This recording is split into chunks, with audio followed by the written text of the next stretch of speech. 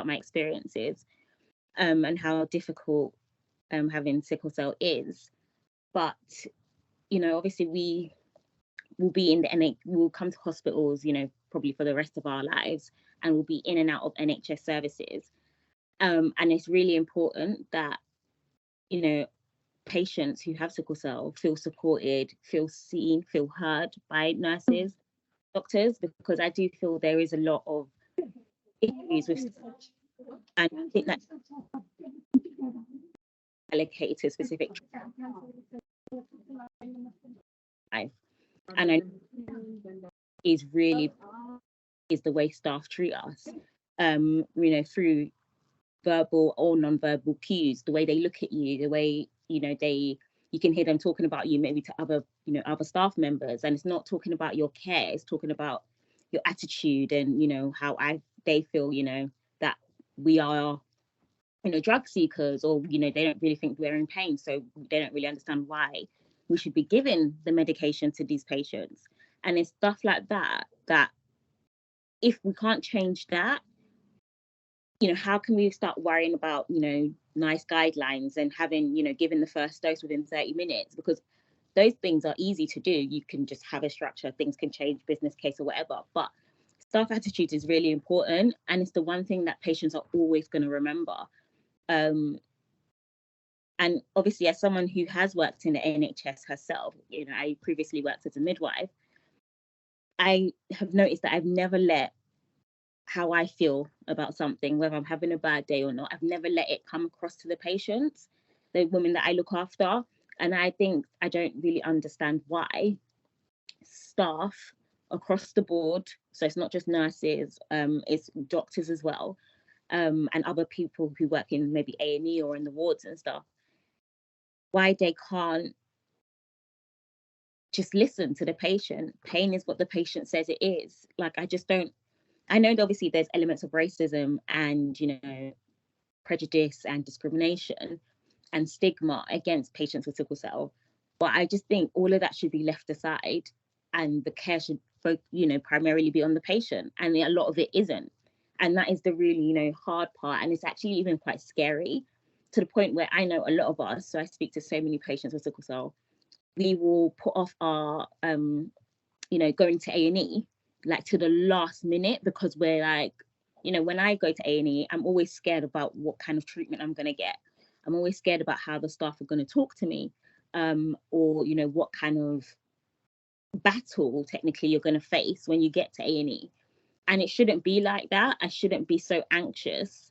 Obviously, I've had to speak to a psychologist about all my experiences, to the point where I'm so traumatized. I'm just like, I don't actually even want to go. Like, I would rather manage everything at home, and if I die at home, I die at home. And that's a, you know, a sentiment that a lot of sickle cell patients say. They'd rather, you know, do everything at home, and, you know, if they die at home, at least they'll feel safer. And I just think in 2022, I don't understand how we can be, you know, in a society like this where patients are so scared to come into hospital that they're even putting their lives at risk because they don't want to go into hospital and be treated like crap. And to be honest, that's how we get treated all the time. I've had really bad instances. I can talk about an incident in April where I was in so much pain, and the excuse was, oh, we're short staffed, so we can't give you the medication. And I really thought I was going to die that night, because the pain was absolutely horrendous. And it reminded me about Evan Smith, who obviously called 999 from his bed. And I was thinking, like, this is actually really serious. Like, if I die here tonight, I wonder what the excuse would be. And I think it's just really harrowing that you can hear the staff talking at the table on the, you know, in the nurse's station about you, and you know you're suffering so much, and it's just like they can't, like, it's like they've zoned you out.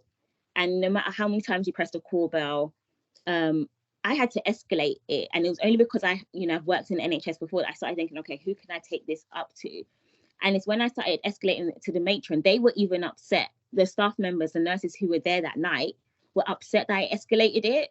But I was like, I'm not going to let you guys kill me through negligence or whatever, or, you know, through your attitudes. And it's like, it shouldn't be like that. And that's the really really, really scary part. And I guess this is why I've come here today, just to talk about that staff attitudes are so important and it's so instrumental, because, you know, we can always meet targets, obviously, if you put a lot of work behind it.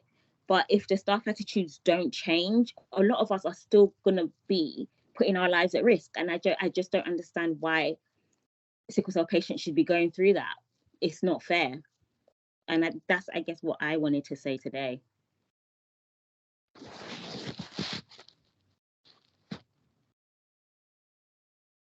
Elaine, do you want to? Hi, yes.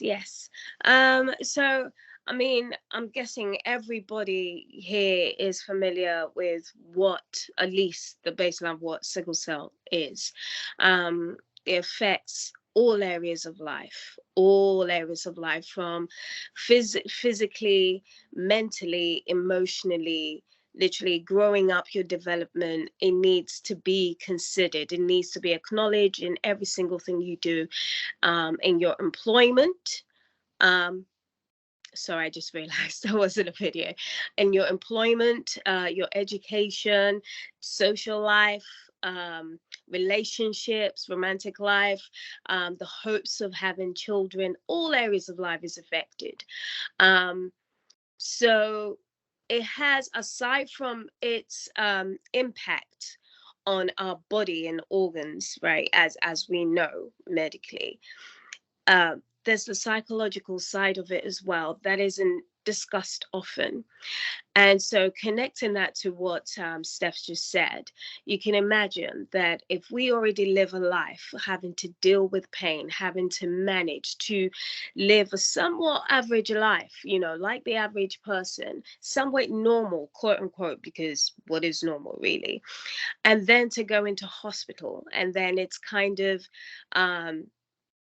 you're having to deal with either not believed or not being seen to in the way you need to, not being heard, not receiving the treatment that you need. That just makes everything 10 times worse. And it's very difficult.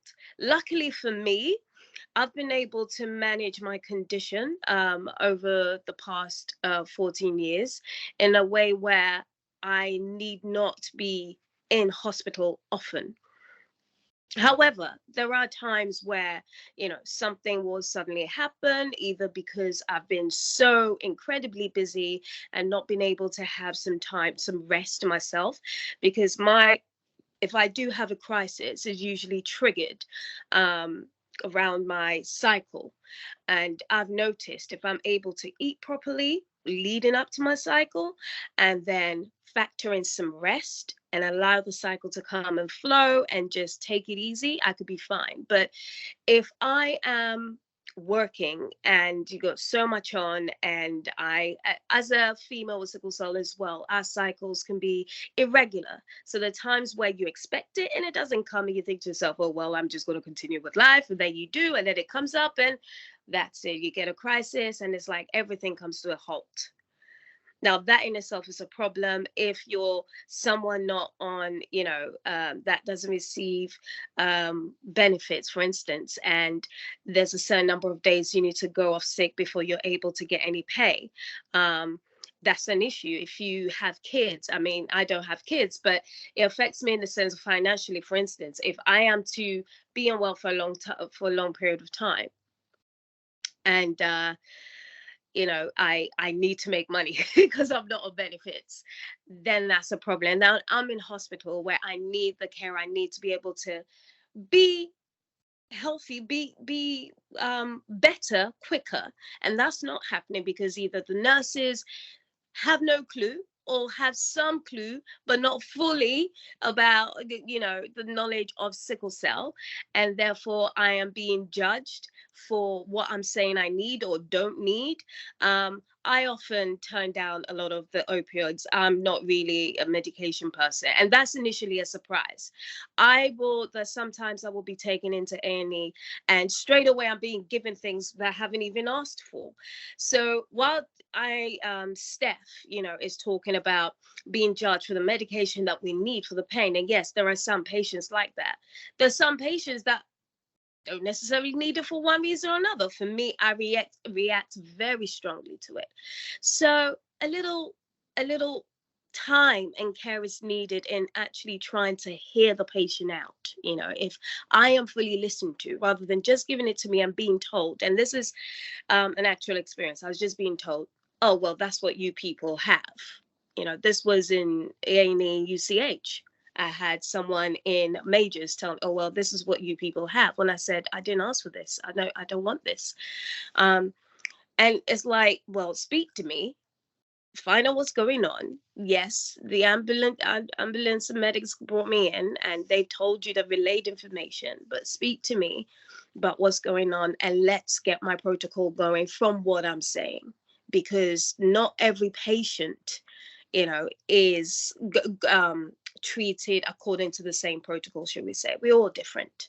The other thing is, when we compare oncology to hematology, red cell, so pain management can be similar.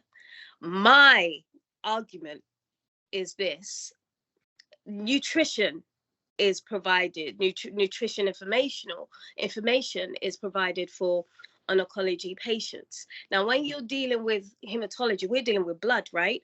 We're dealing with deficiencies, iron, and all sorts of things. But why don't we have that same service of nutritionist being able to advise us on food and things that can help enrich the blood to help us stay well for longer outside of hospital?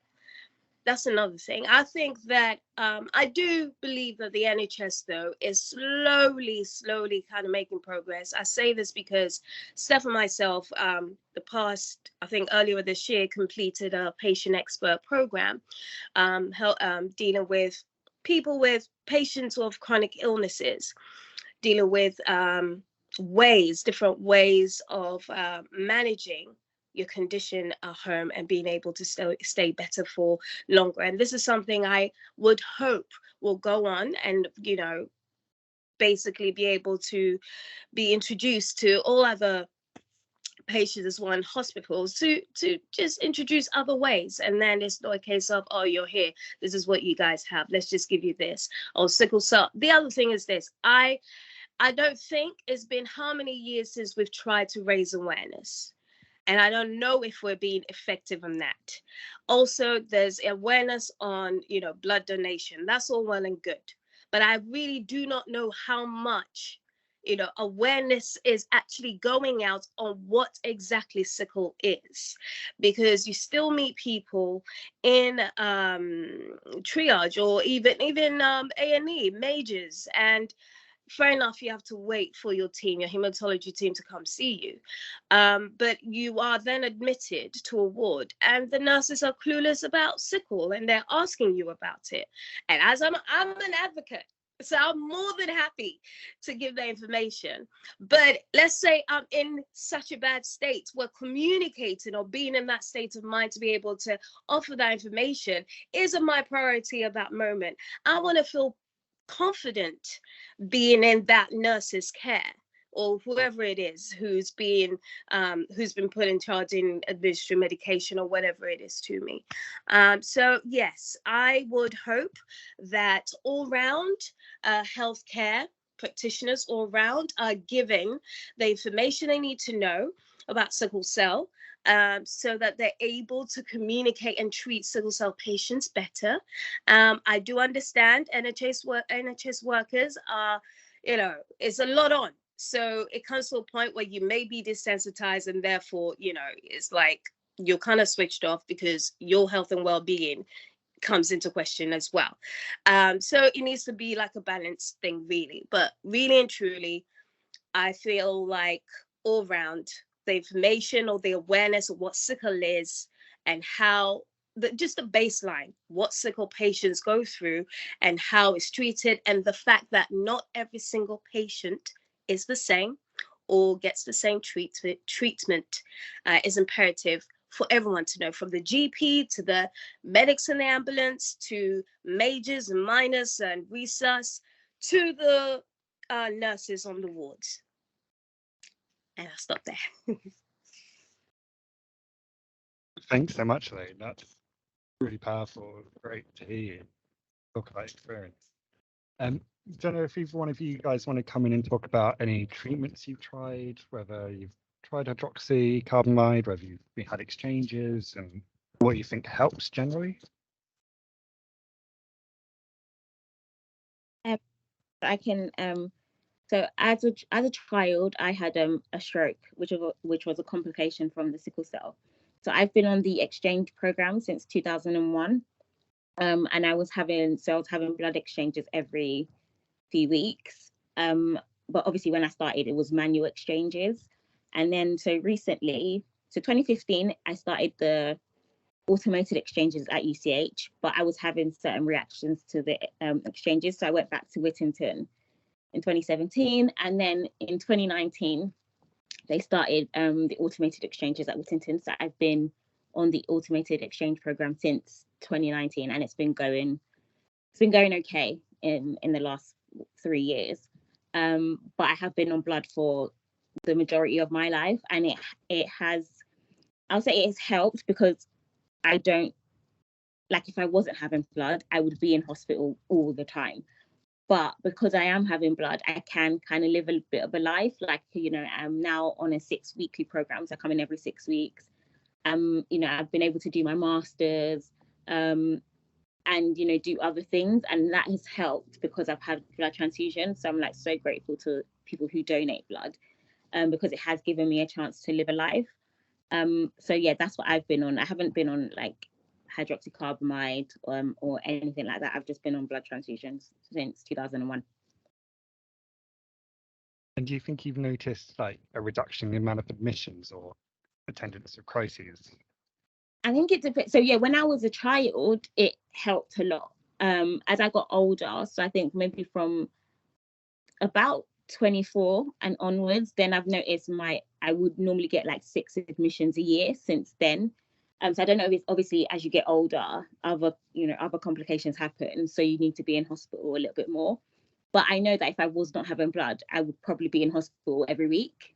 So it has been really helpful, because I might just come into hospital maybe once or twice in the 6-week period, and I wouldn't even get admitted. I'll just come to A&E or ambulatory care, have a few doses of morphine, if that's what I need, and then I'll be able to go home the same day. There's only been, I think this year I've only been admitted once, and obviously that is actually really good. So yeah, no, it definitely has helped, and it has reduced the amount of times I need to be admitted into hospital. I mean, that's amazing that you've only been admitted once. Yeah. Wow. Yeah. Perfect. And Yeah. how does it feel having the exchange done? Because obviously I'm from being a nurse on the other side. I could attach people up and whatever. Yeah. But what's it feel for you? You're sitting there for like 2-3 hours, aren't you? Yeah. Do you know what? It is hard, and I think people do tend to forget that. I think sometimes, obviously, if you're like really ill, like maybe if you had an accident and stuff like that, you have a blood transfusion, you do tend to feel better. But for people like me who, are just on it because of the risk of having another stroke, it kind of, I have to psych myself up every transfusion, because, there's just some days I'm just like, I actually really don't want blood this week. I just don't want to do it. But I have to, because I know if I don't, the consequences are that I will be in hospital. But, I have a port, thankfully, and I've had obviously issues with ports and stuff like that in the past, because my veins are really, really bad. And I do know a lot of patients who have, sickle cell or, other long-term health conditions where they have to be like cannulated a lot or blood taken from them. Our veins do tend to be quite crappy compared to other people.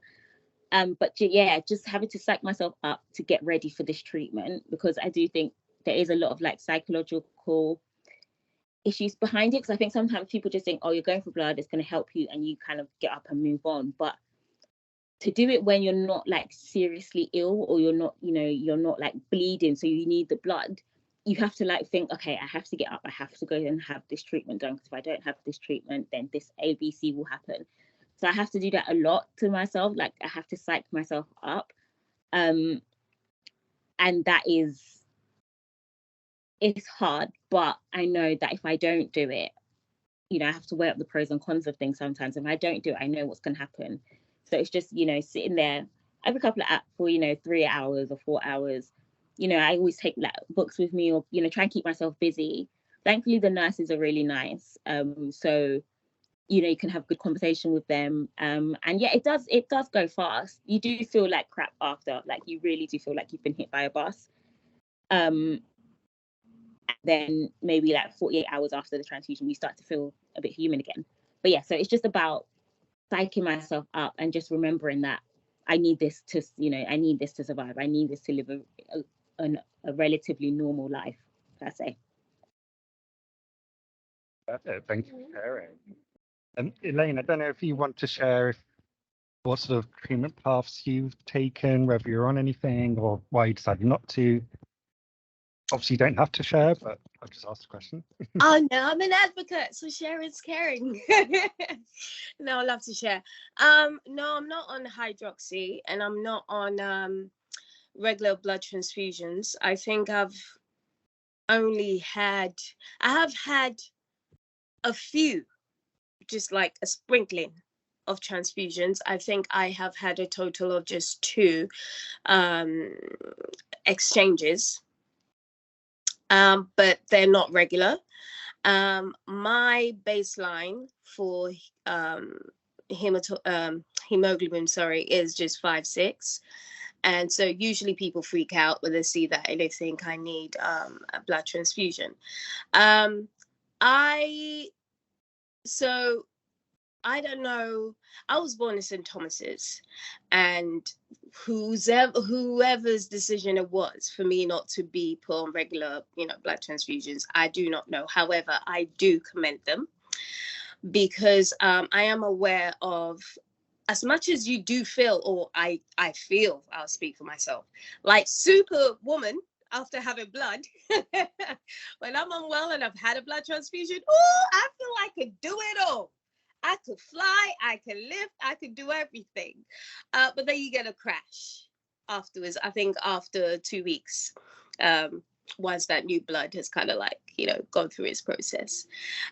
So for me, holistic health means a whole lot to me. So seeing the side effects of things as well, I can be very sensitive to medications as well. I will get side effects. My stomach is very, very sensitive to certain things. I was spoken to about hydroxyurea, and the side effects didn't appeal to me either.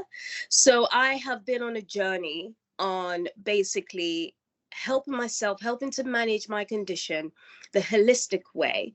And so using things like chlorophyll to help keep my HB levels up. I can boost it up to like a 7 or 6, which, from a 7 to an 8 is what I meant, which is similar to what I would get if I was to have a few units of blood, or even have a regular iron fluoride herb tea, and that gives me a huge boost of energy.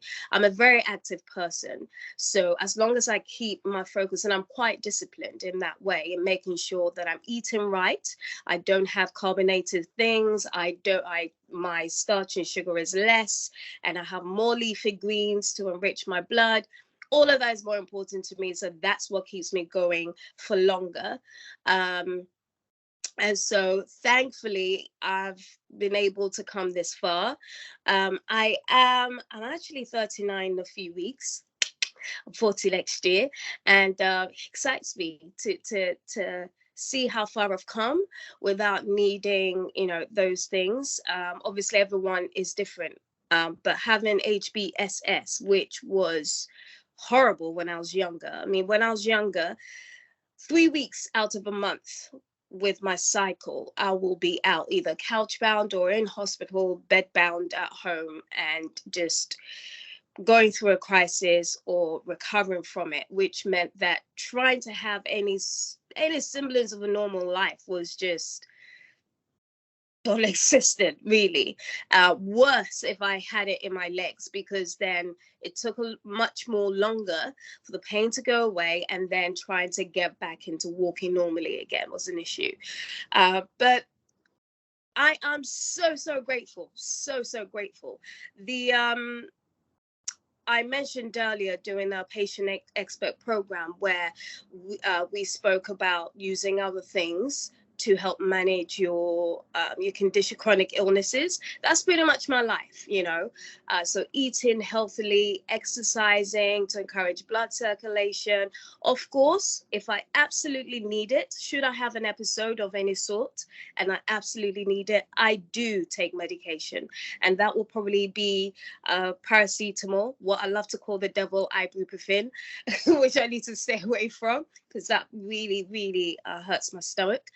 And if absolutely needed, but I hardly ever take it, several Dol. That's if I'm at home and I need something or I've traveled somewhere, and I always have that with me. Otherwise, I just make sure that I'm doing my breath work, I'm keeping up my fluids. I make sure I aim for about 4 liters to 5 liters a day. Make sure I'm hydrated under all circumstances. I am warm, I'm eating properly, keeping a positive mindset.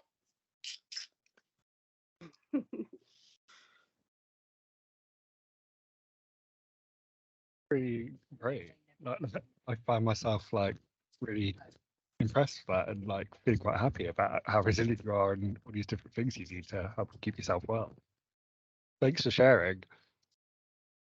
Thank you very much.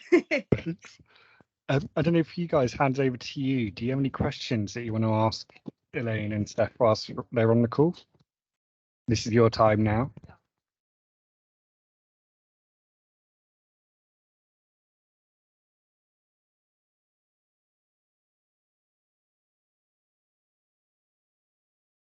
Heather, did you want to ask a question? See your hand up.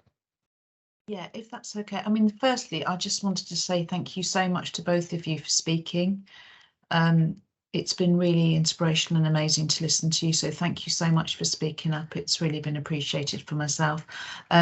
My name's Heather Weaver. I'm a pharmacist, but I don't work in clinical teams. I work in specialised commissioning London region.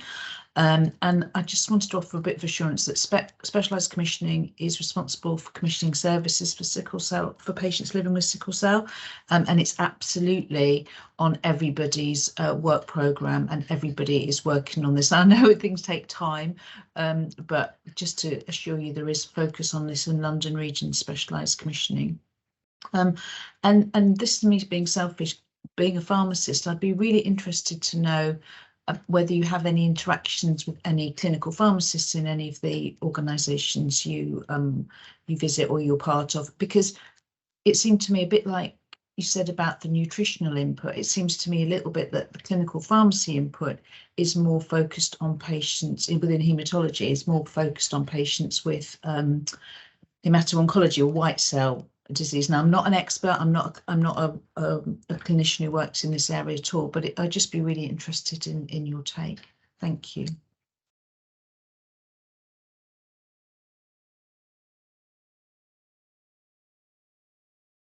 Sorry, Heather. So just to be clear, what was the question exactly? That if we've... So really, I suppose if you've come across the clinical pharmacist offering support with medicine, or you're aware of any support that have come to protocols, because where I'm sitting, which is one place, not obviously where you are, but you talked about possibly the lack of dietetic support as an example for patients living with sickle cell. Yeah. And there's just, it feels to me as an outsider to some extent, looking in a little bit, is that there isn't as much focus within as there could be possibly from clinical pharmacy teams, because I know they're very involved in other disease areas, and I just wondered whether you got any experience or any comments really, because from my end I'm really trying to support that sort of work program, and sure. I just would be interested in what you thought. From my personal experience, it's been a no. And that, yes, I agree with whoever wrote that. That's a very interesting point. It's been a no. The most is basically they go according to whatever notes our consultants has written, that they've suggested, and that's it. There's no further discussion really, aside from this is what your consultant said you're taking, this is what you're taking at home, this is how you take it, this is what does, this is what it does, this is what it doesn't, and that's it. But I agree with you that it would be great if we did have, extended conversation in that area. To be honest, wider conversations needs to be had in quite a few of these areas anyway. So yeah. Yeah, I wanted to say the same. I agree with Elaine. It is just about, it's like they're just very task orientated. So it's just about your medicine. These are medicines you take at home. So this is when I'm even just like sitting on the ward, or so when I'm on the ward and they come and see you, maybe once or twice during your admission, just asking about the medications you take, and if these are the ones you take at home, do you have enough at home? So obviously when you get discharged, they can give you some TTAs. But apart from that, yeah, it's never been like a sit down of, oh, how can we help you? What can we do? It's just medication, and it's just about what has been written, and is this what what has been written, does it like correlate with what you take at home, and that's it really. Okay, thank you. I mean, I think like Karen put in the chat, there's the the relatively new medicines which aren't for everyone, but will be suitable for some patients coming along. So it feels to me like we've got a bit of an opportunity at this stage, and that's one I'm keen to exploit, to be honest with you. And the other thing, just to assure you that I've pulled together a little team. Well, I put a call out to those centres, that the particularly the comprehensive care centres, which I apologise if that doesn't mean much, but basically there's a centre and then a number of spoke trusts around as it would work. To actually bring together the clinical pharmacists that there are, although mostly, to be fair, they work with patients on hematology side, but actually starting to get together, because there may be protocols that could be shared across London as an example. So just to say that we are actively looking at that work. If anybody wants to ask me outside the meeting, very welcome. Thank you very much. And again, really, thank you very much for sharing. I personally really appreciate that. Thank you. Thank you, Heather. Thank you. Thanks. So, guys, anyone else got any other questions they would like to ask?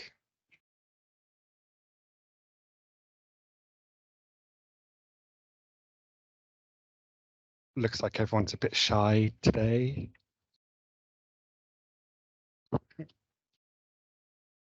Hey guys, well, if there's no other questions, I think that's it really. I just want to say thank you so much to Elaine and to Steph for coming in and sharing their story.